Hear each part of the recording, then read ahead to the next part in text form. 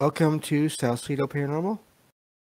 It is Wednesday, March 2nd, 2022. Don't know why I said February. I'm really glad that we made it through that month. But anyway, and tonight I will be sharing more true ghost stories from the web.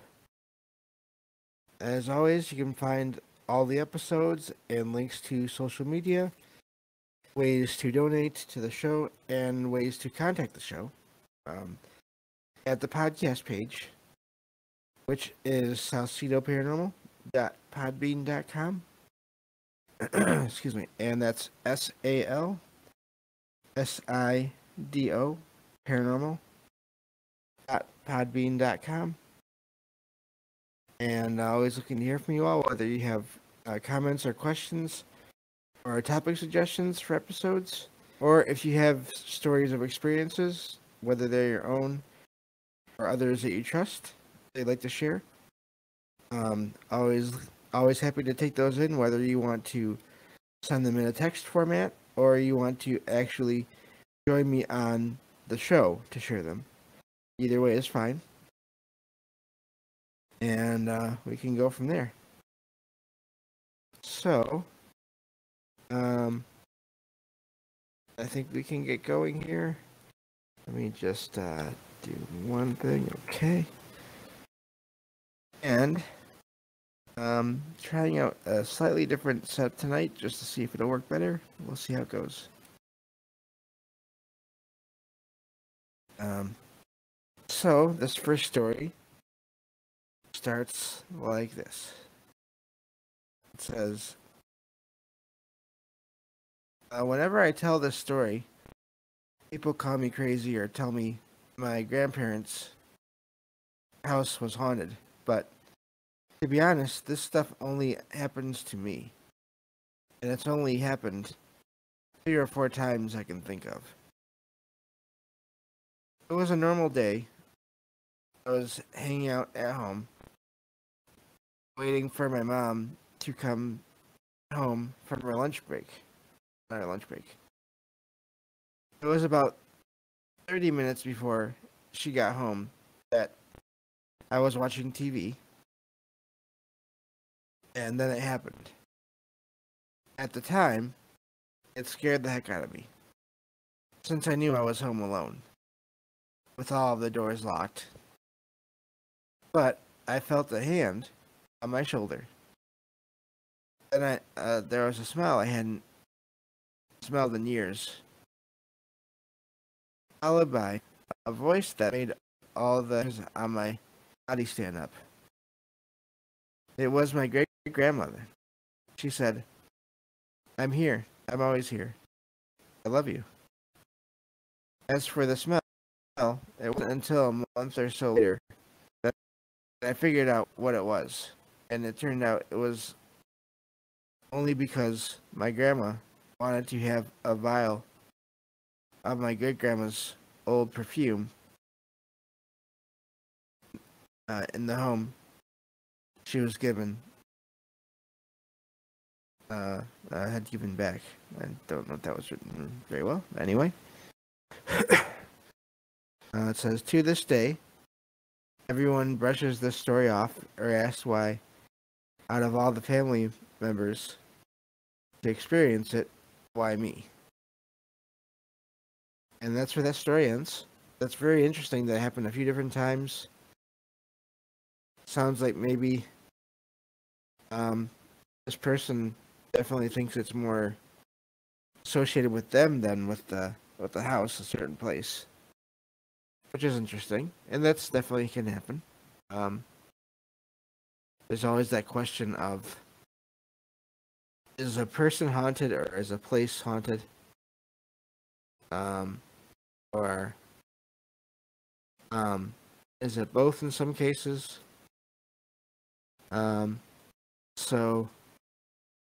Let me see here. Yeah, thank you for being there in chat. Ken, I see you. I'm just sharing more true ghost stories from the web today. I can't remember if I said that or not, but that's what we're doing. Thank you for asking, though. But anyway, So that is an interesting story. And I think we can go on to the next one here. So I do like the setup a little better. Let me just check one thing real quick. Gotta make sure of something, and then we'll keep going. But anyway, let's see here. Looks like I'm on. That's good. Okay, hopefully we're all good.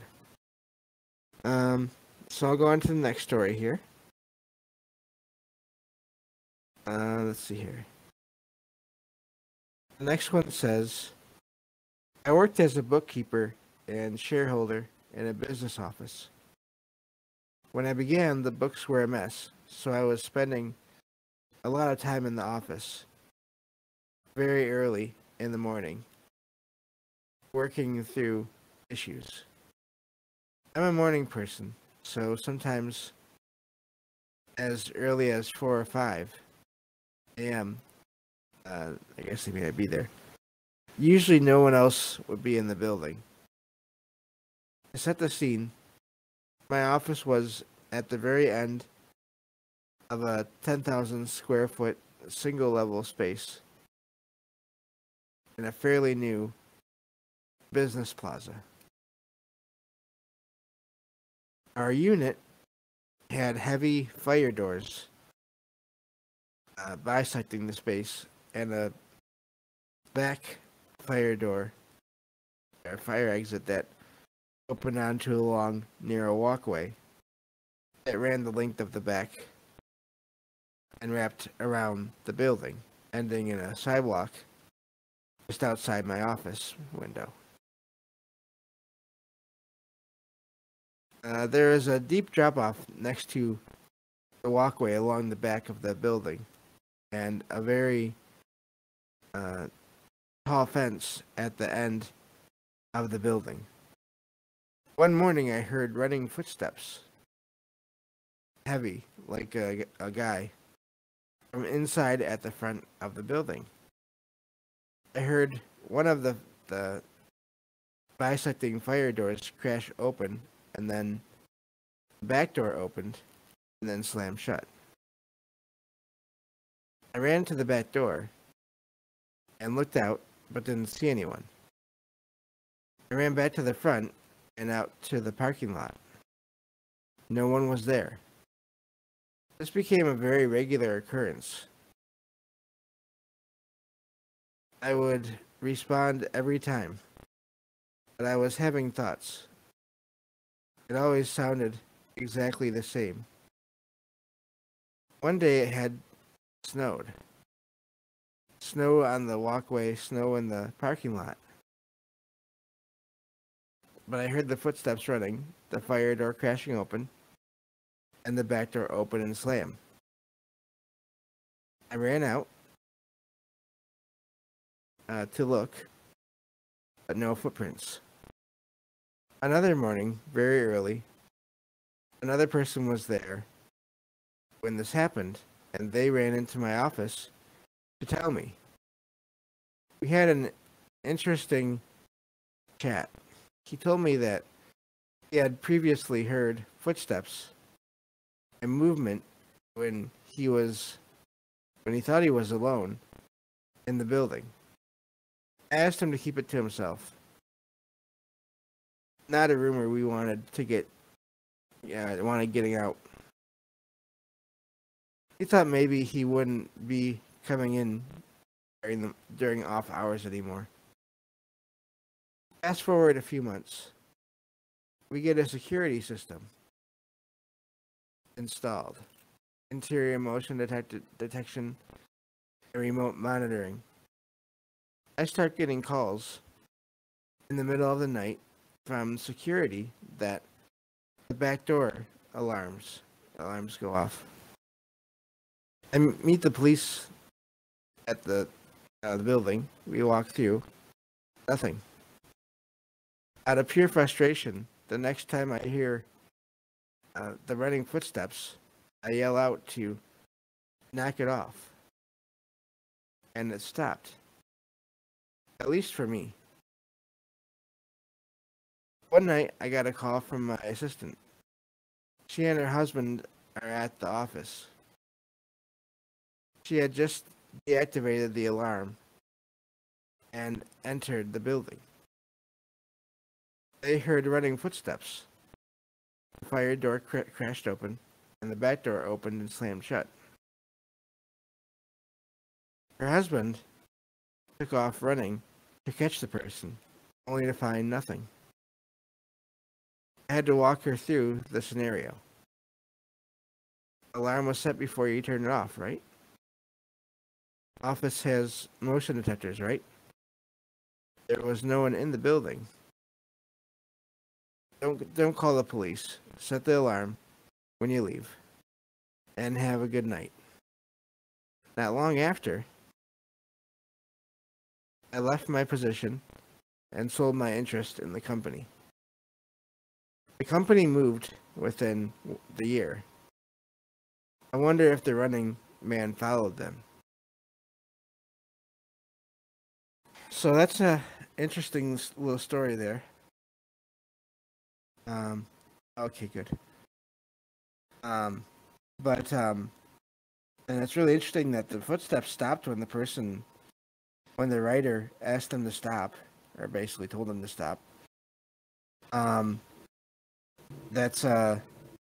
But it's funny that other people are hearing it as well. The part about there being snow that one day, is really interesting. How there was all these sounds but no footprints in any of the snow. So I thought that was interesting. But yeah, neat little story there. And hello, APOC. Thank you for joining us. Just finished a story about basically footsteps and doors slamming in an office building. And no one being there when the writer, would go and check. So, but then it stopped when the writer asked it to stop, at least for them, but not for others. So, it's really interesting. Without that, you might think that it was some kind of residual thing going on there. But it stopped for one person, but not for others. That brings up a interesting possibility of it maybe being conscious of what's going on. So, yeah. APOC says footsteps are creepy. They can be. They can be. Having slamming fire doors would not be so fun either. That's a lot of noise. But anyway, let's see here. All right. I'll get to the next story here. And it says, this just happened an hour ago, and I wanted to tell someone. So my friend and I went out to eat tonight, and we live in a medium-sized town. It being a Monday night, it was very quiet. When we walked out, it was about 9 p.m. So it was pretty dark. We decided to have a little photo shoot. Our town is very historic with lots of alleys. Well, there's this one building that is famous in our area. Excuse me. And it's an opera house.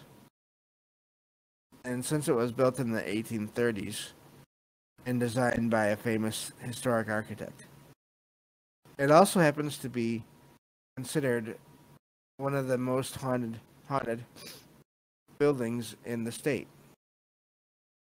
People have said to have seen figures walking around inside and outside. The opera house was very luxurious at the time it was built and was the place where all of the rich people went. Well, while my friend was taking some pictures of me, I saw someone walk out from an alley and cross the street behind another building. It was dark enough so that I mostly only saw their silhouette out of the corner of my eye. But when they were about halfway, I guess across the street, I noticed something and looked closer. It was a woman dressed in a Victorian dress. Her hair wasn't a style from that era as well. She just looked like a wealthy Victorian woman. She didn't look as she look. I guess look at us as she crossed the street. Only had her shoulders back and her head high as she crossed, not acknowledging us at all. She lifted her dress when she stepped up on the curb. My friend noticed the scared look on my face and turned to see what it was, or what I was looking at. But by the time she turned, the woman was already behind the building. That building happened to be the Opera House.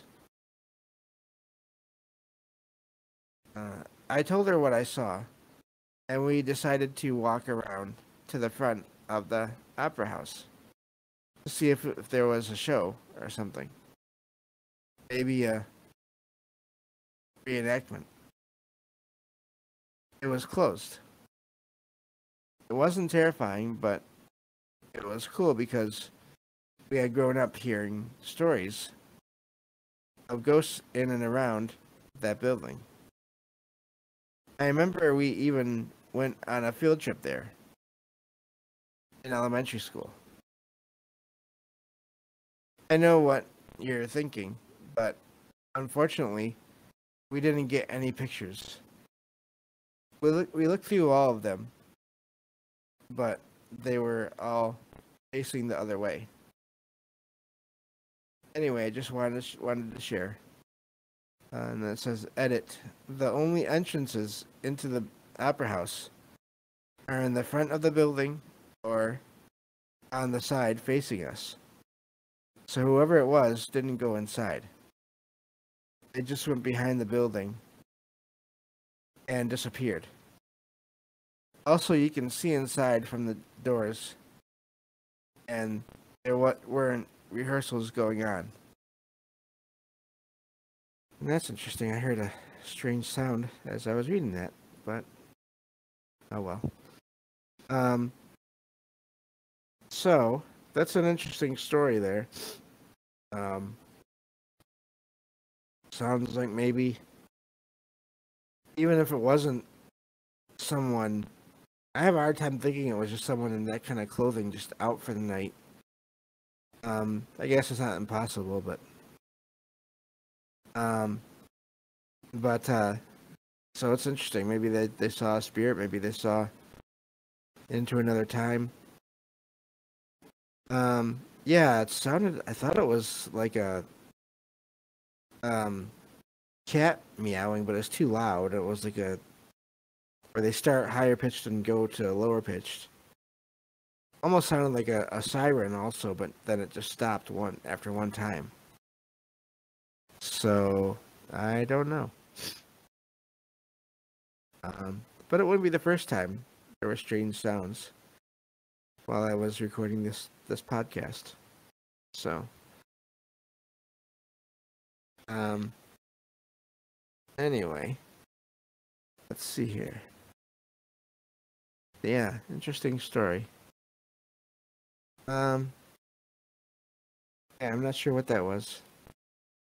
Now my cat is by the window looking outside, or at least she was. So maybe there was something outside. But anyway, we'll get back to these stories here. I've got 3 more to go for today. This one says, I just thought I'd share something and get opinions on it. Let's see. For some backstory, I've had a lot of loss in my life, but most recently, my great aunt passed away, maybe about a month or to a month and a half ago. I like to have something of my family members hold on to when I can after they pass. I feel connected to them, and so I have a coffee mug of hers in my room.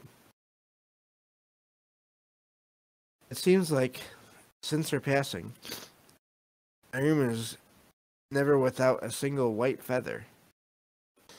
I've cleaned up and thrown a couple out, or I picked them up and put them out of the way, that sort of thing. But it's consistent. Seemingly overnight, a single white feather appears on the same area of my floor, again and again. I have a picture of it if you want. I've checked all of my blankets, slippers, and pillows to make sure there's no obvious source. And if I pick it up and set it on my table, next morning, I find it back in the same spot on my rug. Do we think it's a message from my aunt that she's watching out for me? Or is it something weirder with just funny timing? That's where that story ends.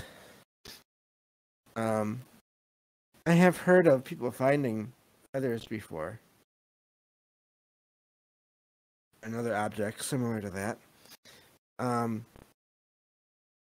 every day is interesting. Same time or same place anyway. So, that's pretty amazing. It makes you wonder where they're coming from.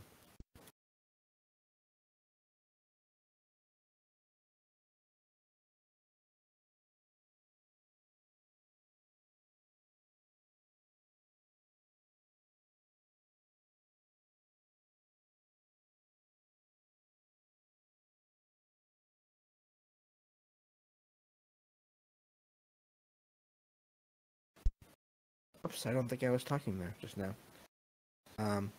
Yeah, there we go. Sorry about that. I muted myself because I had to cough, but then I didn't unmute myself after that. So, but it's interesting that these feathers started showing up after the passing of this writer's aunt. But the amazing thing is that it's every day. That to me is just, that's a lot of material.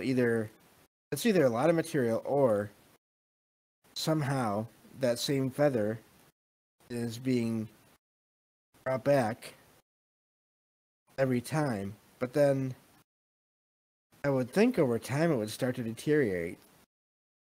I wonder how long. It doesn't really say in the article how long this goes on for, or if it was still ongoing at the time of that story was written, or that experience was written about, or I'm just wondering how long that continued to happen. But yeah, so neat story there. Makes me wonder if the aunt, didn't say in the story there, but if the aunt was really fond of a certain kind of bird, or they knew the writer was fond of a certain kind of bird.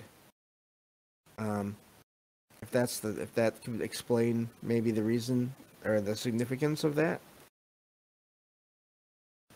But so yeah, very interesting. Let's see here. We got 2 more left.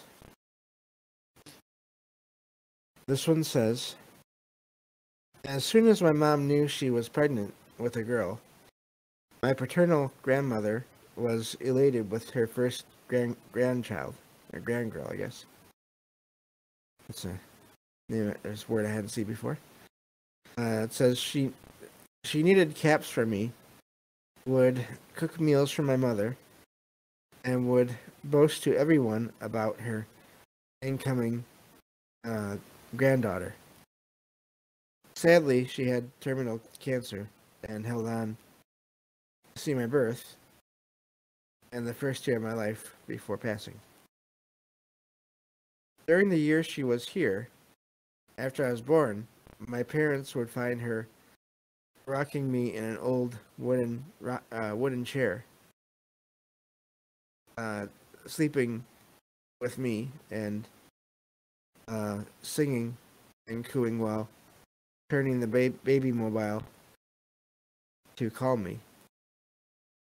She quickly deteriorated, though, and died a day before Christmas, a year and a half since I had been born. After the funeral, my parents went to clean out her house to sell or keep her belongings, and as there was nobody to watch me while cleaning out the house, I would be with them. They would put me in her old room surrounded by blankets to keep me from falling off the edge. I guess they mean of the bed. My mom and dad have both recounted times when they would see the shadow of the wooden chair rocking and call out my grandmother's name to have it stop suddenly. I would start giggling out of nowhere, and my dad would run in and see the mobile moving when there was no draft in the air. I also would refuse to sleep in the baby bassinet they brought to our house and would fall asleep in seconds on the bed.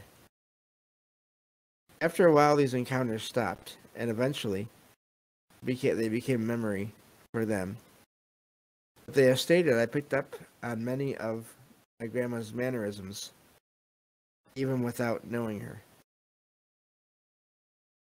And that's an interesting connection there at the end, but it does seem like maybe this grandmother really did stick around after, in some kind of a spirit form to help take care of the new grandchild. No worries, APOC. That's what the podcast is for. Thank you for being here, though. It's almost done for tonight anyway. Got one more story. But anyway, it's really interesting that basically it does seem like the grandma was keeping an eye on the baby while they were at that house until eventually they everything was taken care of, and sounds like all the activity stopped. So it's really interesting. It's really neat that family has that story of those experiences. So I've got one more story left, like I said, and then that'll be it. So this one says, let me see. So a recent experience has reminded me of this, and I thought I'd share it. My immediate family is what we call rather spiritually connected. We've all had multiple experiences at some point or another, and one of the places my mother and I work at is haunted. So we've had our fair share of spooks, and we kind of ignore the little things now. Voices, footsteps, doors opening and closing, banging on the walls, toys turning themselves on randomly. All fairly normal in our house. That's quite the amount of things to be happening there. Although I do understand what they mean, in a way. It says, what has creeped me out a little recent as shadow figures, dark masses that look like people walking through the house. Usually, I only saw them for a split second out of the corner of my eye, and when I looked, they disappeared, so I brushed it off. Then about a week ago, I was sitting in the living room, which is an open plan, connected to the kitchen. I was engrossed in watching a movie and was vaguely aware of my brother walking through the kitchen to fill up the water jug from the fridge. I glanced over to see his figure walking to the sink, but didn't want to miss any of the movie. So instead, I just watched him out of the corner of my eye, standing in front of the sink and looking out the window. I think almost a full minute passed before I remembered that my brother was at my grandparents' house. Immediately whipping around to stare at this completely black figure that was the same height as my brother, I could make out the head, shoulders, and torso with arms by its sides.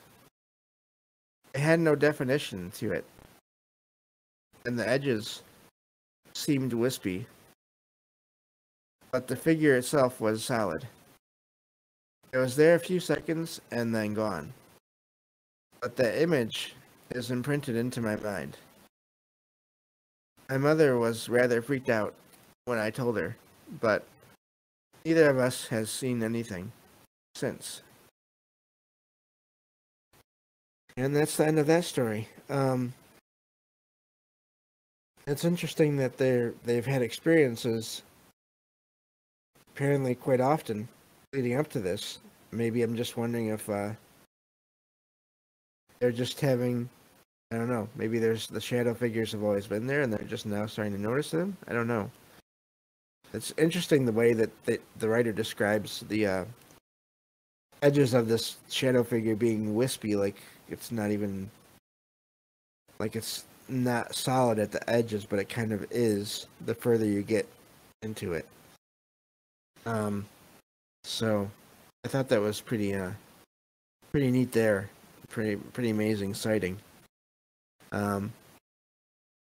Hopefully they were just sightings and nothing else got too serious.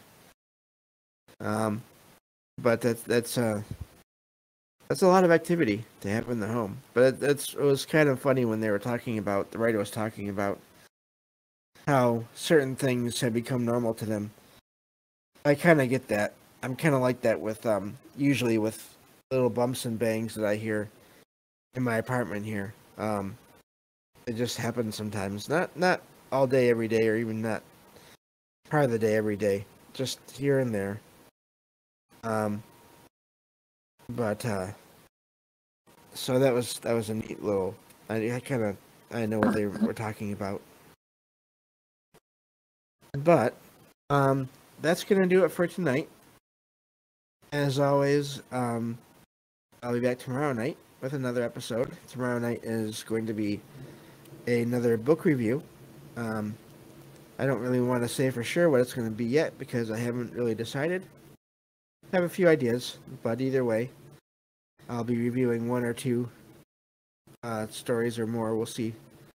So that'll be fun. And then Friday, of course, is going to be return appearance from Jen to talk about different cryptids. We're thinking of covering Bigfoot and then the Dogman, some kinds of Dogman sightings or different kinds of Dogmen. Maybe is kind of where we're gonna start, and it may be more of a conversation, but at least it'll give people a place to start looking into all these things, and so that should be fun. But thank you all for being here, whether you are here for the live stream or the podcast, you listen to the podcast or the YouTube videos. I appreciate any of that, all of that. But have a good night, and I'll talk to you tomorrow night on the next episode of Salcedo Paranormal. Take care.